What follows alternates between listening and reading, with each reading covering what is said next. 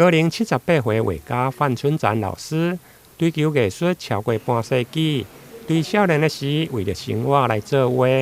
一直到后生查某囝事业有成，现在将画图转做街头艺术的创作趣味。曾经伫个总亚艺文中心来做街头艺术的创作，因此即间的展览嘛有一百甲伫总亚艺文中心有关系。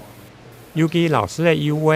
利用高的技法，唔仅展出分明，而且色彩也个真明亮。油画本来就画起来较逼真嘛，和现实较逼真，因为色彩比较浓，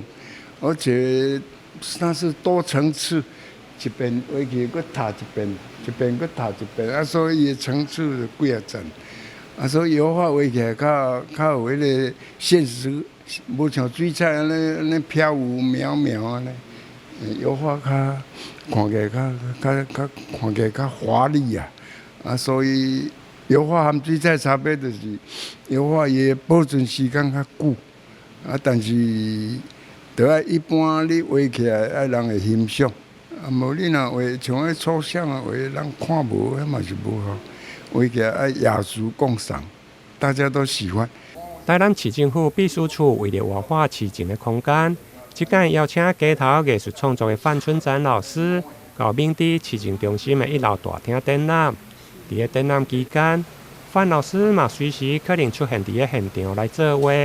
因此邀请对着画作有兴趣的民众，不管是车工，或者是纯粹的艺术欣赏，拢欢迎民众踊跃到场参观。这个月呢，7月份呢，我们是邀请在地的艺术家范春展范老师呢来这边展出他的油画展。那他的油画呢相当的特别哈，他是一个绘画已经有50年的这个画家了哈。然后他除了展出他的画之外呢，他每天呢都会在我们的展览厅的现场呢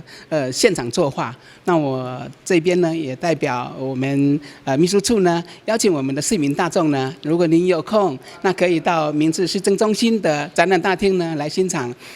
范春展范老师他的一个画作，同时呢，你也可以非常近距离的来欣赏一个画家呢他如何现场来作画。我想呢，老师常常说他的画呢是